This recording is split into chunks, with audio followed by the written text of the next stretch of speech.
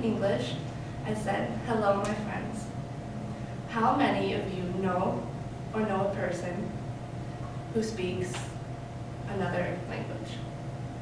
Probably a few of you. Now, how many of you know or know a person who understands sign language? Probably not too many.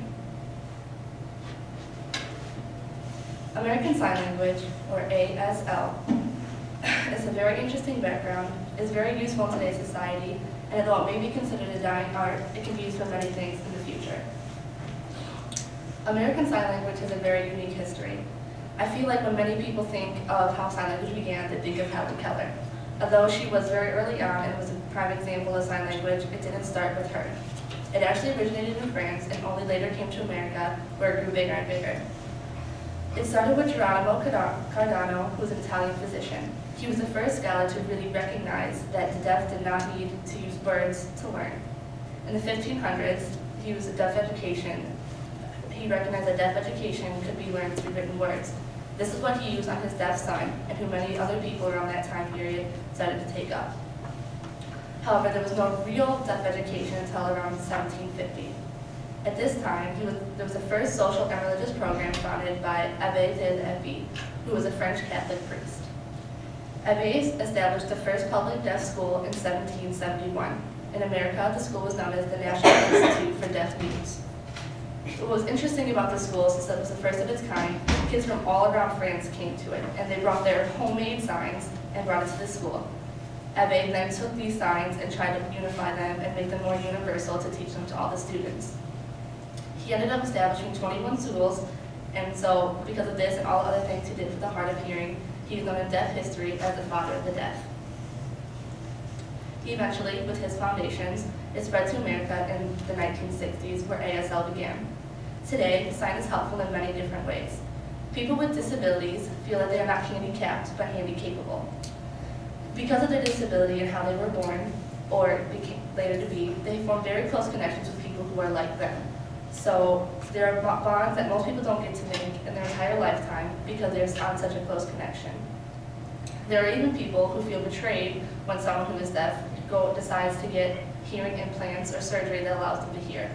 I know it sounds weird that they would feel betrayed, but they feel that God blessed them with a certain special, to be special, and they kind of turn their back on the rest of their society if they change it. However, in the people who do decide this defense, they feel that they want to hear their first baby's first cry and first laugh and the overpowering sound of Niagara Falls when they go see it. So it really depends on how you look at it. Sign language also shows that you don't have to speak orally to succeed in the world. There are many different options now that are available to, to deaf people, which allows them to act normally in the world. There are always interpreters and also sign language. Also, it's easier to teach kids. Could you imagine having a 3-year-old who is not only rambunctious, but also deaf? I know that would be very difficult to be able to communicate with them, and sign language gives them a common ground. Last year, I had the ability to work in the special education room with the kindergartners and first graders. In that room, we had 2 children, a kindergartner named Nathan and a first grader named AJ, who were both nonverbal. Nathan had Down syndrome and was also hard of hearing, so he didn't really hear what you were saying, but if you signed to him, he would sign back. The first grader, AJ, he was nonverbal as well, but he could hear you just fine, although he liked to ignore you sometimes. Sign language allowed us to both teach these children just normally like any other classroom, and I thought it was amazing how the kindergartner Nathan knew so many signs. Then I realized that he knew just as many words in sign language that any other child would in English. Although sign might be considered a dying language due to all the new gizmos and gadgets that are available today, if the practices are kept, it can be very useful in the future. Sign is generally more in common with each other, unlike verbal language. There are variations, but they all come from the same origin, so generally you can understand what they're saying. For example, some people might sign day like this, and other people will sign it like this. It's just very small things that differ from person to person. Like sign language and like verbal language, there are rules that can be applied.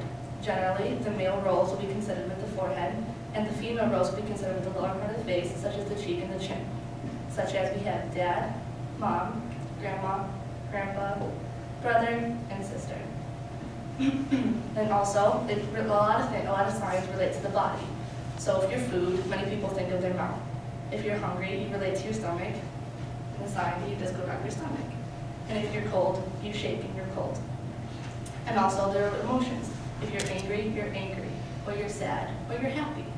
It just like really relates to how you do everyday things. So some of you probably communicate more through sign than you even realize. If in the future, sign language is brought more into schools and people have a better understanding of it, it can be a very useful, universal form of communication. Not only does sign language have a unique history, it also helps us in today's world. And if it continues to thrive, ASL can help a lot in the future.